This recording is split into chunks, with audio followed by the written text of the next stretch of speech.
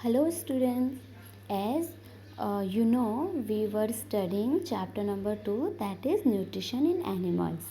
So today's important topic which we will discuss today, that is digestion and digestion in human beings. So let's start. So before explaining this digestion, आप सभी को पता है कल हमने पढ़ा था all animals and human beings are heterotrophs. And what is heterotrophs? The organism which depends on other organism for their food. जो दूसरों पे डिपेंड करते हैं फूड के लिए उनको हेट्रोट्रॉप्स कहते हैं. तो ह्यूमन बींग्स हम सभी लोग और एनिमल्स हम सब लोग किस पे डिपेंड करते हैं? अदर प्लांट्स और एनिमल में डिपेंड करते हैं फूड के लिए. So we are all human beings and animals are heterotrophs. Now let's go for today's topic, that is digestion. So what is digestion? Definition क्या है digestion की? So digestion, it is a process by which animals break down complex food substance in simpler substance. जब भी हम कोई food अपने mouth में रखते हैं फिर जब वो डाइजेस्ट होता है तो डाइजेशन में एक्चुअली क्या होता है, जो भी हमारा फूड होता है वो एक कॉम्प्लेक्स फॉर्म में होता है. वो फिर डाइजेशन के थ्रू वो सिंपल कंपाउंड में सिंपल सब्सटेंस में ब्रेक होता जाता है. तो दैट इज़ कॉल्ड डाइजेशन. तो digestion it is a process in which animal break down our complex food substance in simpler substance. इसमें जो कॉम्प्लेक्स फूड मटेरियल होता है वो सिंपल मटेरियल में चेंज होता है. Now digestion in humans. अच्छा, अब ह्यूमंस के बारे में हम पढ़ेंगे. ह्यूमन बींग्स में डाइजेशन कैसे कैसे होता है. जैसे हम फूड अपने माउथ में रखते हैं फिर वो स्टोमक में जाता है, फिर अनडाइजेस्टेड फूड एनएस से बाहर निकल जाता है. इस पूरी प्रोसेस में बहुत से पार्ट से होकर हमारा फूड जाता है, वो सब हम डाइजेशन में पढ़ेंगे. तो first of all the food that we eat passes through a canal inside our body. जो भी फूड हम खाते हैं वो हमारे पहले माउथ से होते हुए एक फूड पाइप में जाता है, स्टोमक में जाता है. तो ये जो पूरी कैनाल एक सिस्टम होता है हमारा बॉडी में, एक पूरी ट्यूब सी होती है, ठीक है. और this canal is often called alimentary canal और डाइजेस्टिव ट्रैक्ट. मतलब जहाँ फूड का जो पाथ है माउथ से लेकर एनस तक, जिस पाथ से हमारा फूड होकर जाता है उस पूरे पाथ को, उस पूरी कैनाल को हम बोलते हैं एलिमेंट्री कैनाल. ये बहुत इम्पॉर्टेंट एक टर्म आपके पास आया होगा और आपने ये आई थिंक ये आपने फर्स्ट टाइम सुना होगा, एलिमेंट्री कैनाल. ओके, तो एलिमेंट्री कैनाल क्या है?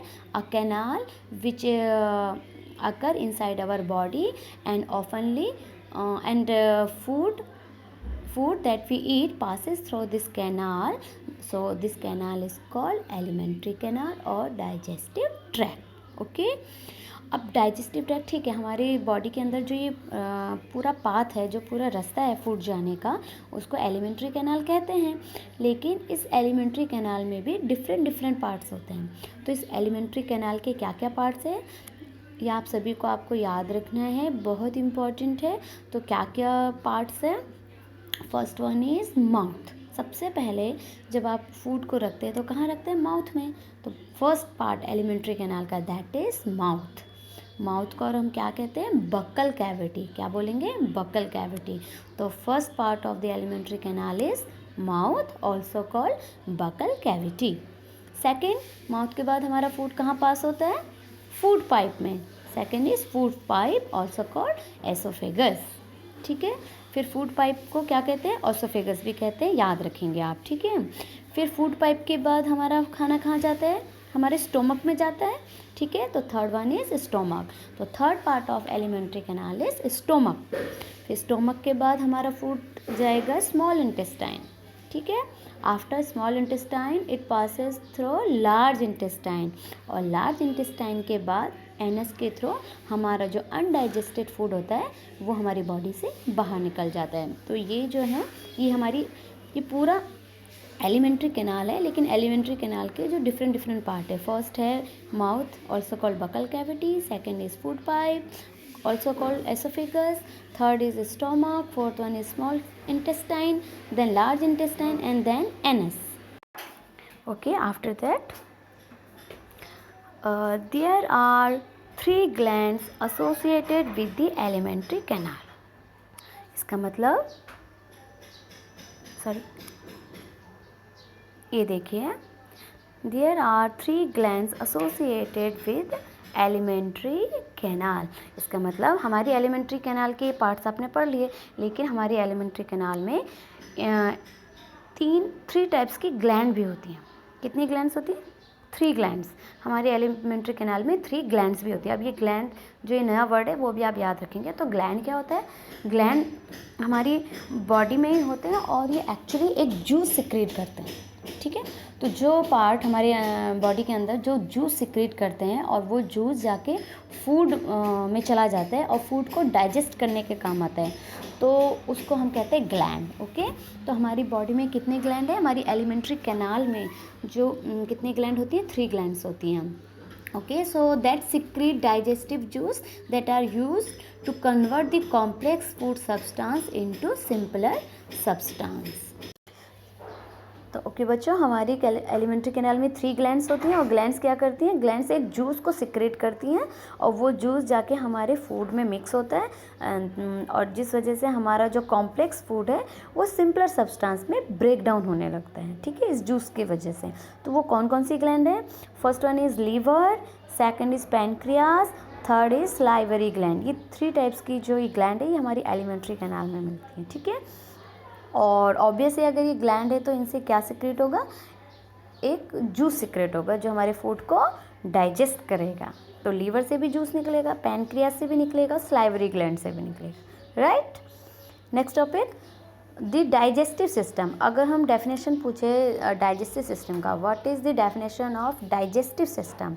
So the alimentary canal and the digestive gland together form a system in the human body which is responsible for the digestion of food in the body. This system is called digestive system. It means जो अभी हमने पढ़ा 3 glands and alimentary canal.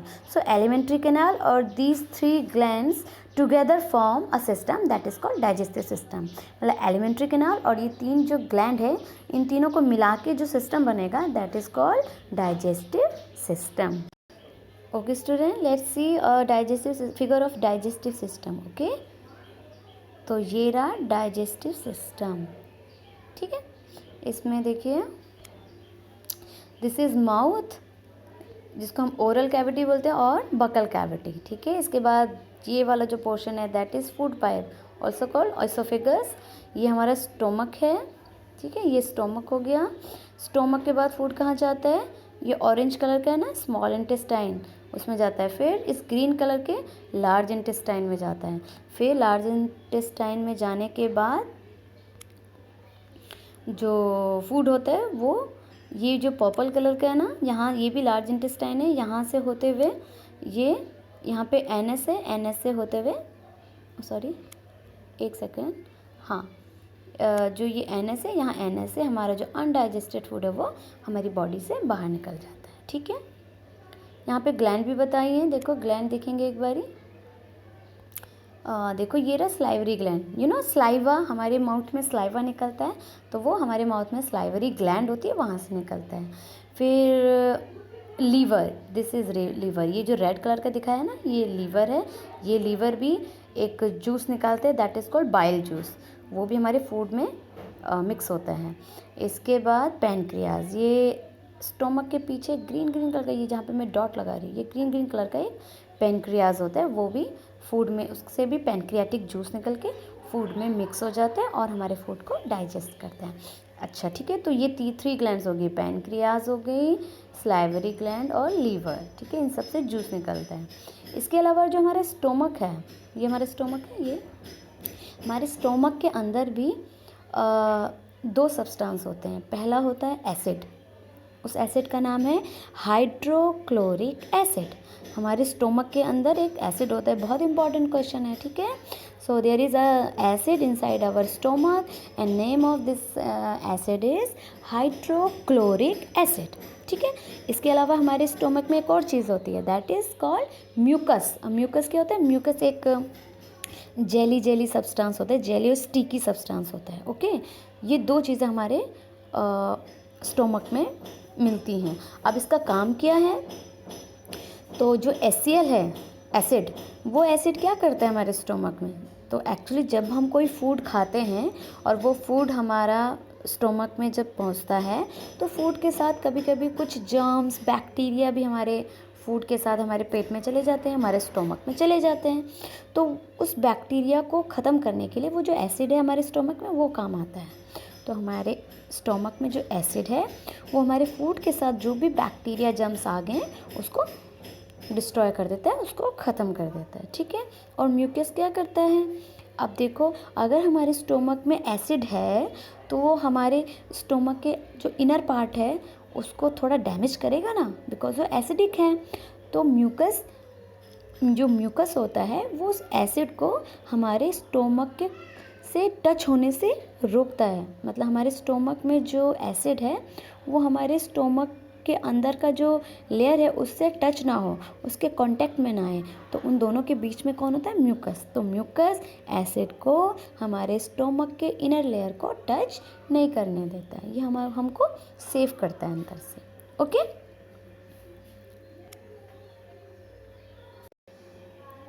Okay. इसके बाद हम क्या पढ़ेंगे? इसके बाद जो भी मैंने अभी आपको बताया था कि हमारा ये बताया था ना कि हमारे डाइजेस्टिव सिस्टम के पार्ट, एलिमेंट्री कैनाल के पार्ट बताया था मैंने आपको, ये इसके बारे में हम 1 बाय 1 पढ़ेंगे। पहले माउथ और बकल कैविटी के बारे में, food pipe, stomach, small intestine, large intestine, anus, इन सब के बारे में पढ़ेंगे कि यहाँ पे फूड का क्या क्या प्रोसेस होती है फूड के साथ, ठीक है। बट इससे पहले, ये सारे पार्ट्स पढ़ने से पहले मैं आपको एक चीज़ और बताऊंगी, वो है ये, nutrition is a complex process in and it involve following steps. मतलब जब हम फूड को लेते हैं तो फूड के साथ जो जो होता है उसको 5 स्टेप्स में हम डिवाइड करते हैं। तो सबसे पहला है इंजेशन। अब इंजेशन क्या है? Ingestion refer to intake of food. Ingestion takes place through mouth. Ingestion मतलब जब हम फूड को लेते हैं और अपने माउथ में रख देते हैं। So when we take food inside our mouth, this process is called ingestion. तो इजेशन में कौन पार्टिसिपेट करता है? इजेशन में माउथ पार्टिसिपेट करता है, ठीक है। तो इंजेशन का मतलब ये है कि फूड को उठा के अपने मुंह में रखना, अपने माउथ में रखना, ठीक है। That is called ingestion. Second is digestion. Digestion तो मैंने आपको पढ़ाया है अभी। Digestion refer to break down of ingested food into simpler food. जिस फूड को हमने अपने माउथ में रखा है उसका ब्रेक डाउन करना, उसको तोड़ना, छोटे छोटे सिंपल उसको सब्सटेंस में ब्रेक करना, उसको हम बोलते हैं डाइजेशन। तो डाइजेशन में कौन कौन आता है? एक आता है टीथ, जो उसको मैकेनिकली उसको छोटे छोटे पार्ट में डिवाइड करेगा। फिर स्टोमक, जो उसको और डाइजेस्ट करेगा, उसको और ब्रेक डाउन करेगा। फिर small intestine and secretion from various gland help in digestion. तो डाइजेशन में कौन हेल्प करता है? पहले हमारा teeth, then stomach, small intestine, और जो मैंने ग्लैंड्स पढ़ाई थी, बिकॉज ग्लैंड से जो जूस निकलता है उसी से डाइजेशन होता है। Okay, third one is absorption. अब एब्जॉर्प्शन क्या हुआ? देखो, हमने फूड को अपने माउथ में रखा, ठीक है, दैट इज़ इजेशन। फिर उस स्टोमक के जाके थोड़ा थोड़ा डाइजेस्ट हुआ, दैट इज़ कॉल्ड डाइजेशन। पूरा तरह से डाइजेशन जो होता है वो स्मॉल इंटेस्टाइन में होता है। हमारे स्टोमक में भी पार्शियली डाइजेशन होता है, लेकिन complete digestion occur in small intestine, ठीक है। अब जब हमारा फूड पूरी तरह से डाइजेस्ट हो जाता है उसके बाद क्या होगा? उसके बाद एब्जॉर्प्शन होगा। एब्जॉर्प्शन मतलब जैसे हमारा पूरा फूड डाइजेस्ट हो गया है तो वो जो डाइजेस्टेड फूड है वो हमारा ब्लड ले लेता है। हमारा ब्लड उस डाइजेस्टेड फूड को एब्जॉर्ब कर लेता है, ठीक है। और कहाँ पे? Small intestine. स्मॉल इंटेस्टाइन में क्योंकि कंप्लीटली हमारा फूड डाइजेस्ट हो गया है, उसके बाद वो फूड कहाँ जाएगा? वो फूड स्मॉल इंटेस्टाइन से ब्लड में चला जाएगा, ठीक है। तो दिस इज कॉल्ड एब्जॉर्प्शन। तो absorption refer to the process in which digested food in absorb into the body fluid, that is blood. Okay, small intestine plays a major role in absorption. तो absorption कहाँ पर होता है? small intestine में। और digestion कहाँ पर होता है? बताइए। डाइजेशन हमारा स्टार्ट हो जाता है माउथ में, सबसे पहले टीथ, फिर हमारे स्टोमक में भी होता है डाइजेशन थोड़ा। Partially digestion occur in mouth then partially occur in stomach also, then complete digestion occur in small intestine, and absorption also occur in small intestine. Okay, अब एब्जॉर्प्शन हो गया, ओके मतलब डाइजेस्टेड फूड ब्लड में चला गया. अब blood में चला गया, उसके बाद क्या होगा? उसके बाद होगा एसिमिलेशन. अब assimilation, what do you mean by assimilation? The process in which absorbed food is transported to the different cell of the body. Assimilation मतलब अब जो ब्लड में चला गया हमारा फूड, तो वो ब्लड में जाने के बाद वो अब डाइजेस्टेड फूड कहाँ जाएगा? हमारे पूरी बॉडी पार्ट में जाएगा, और पूरी बॉडी पार्ट में जाके क्या करेगा? हमें एनर्जी देगा. That is called assimilation. अब एनर्जी कैसे मिलता है? देखो, जैसे ही डाइजेस्टेड फूड हमारे ब्लड में गया, फिर ब्लड उस डाइजेस्टेड फूड को पूरी बॉडी में ले जाएगा. ठीक है, उसके बाद क्या होता है? जैसे हम रेस्पिरेशन करते हैं, मतलब सांस लेते हैं, तो वी इनहेल ऑक्सीजन, राइट? तो हम ऑक्सीजन इनहेल करते हैं. जैसे ऑक्सीजन हमारी बॉडी में जाता है, तो ब्लड के थ्रू वो ऑक्सीजन हमारी पूरी बॉडी पार्ट में जाता है. और जब बॉडी पार्ट में वो ऑक्सीजन जाएगा, तो उस बॉडी पार्ट में उस ऑक्सीजन को क्या मिलेगा? वो डाइजेस्टेड फूड मिलेगा. और वो ऑक्सीजन और डाइजेस्टेड फूड दोनों मिलेंगे, और दोनों मिलकर हमको क्या देंगे? एनर्जी देंगे.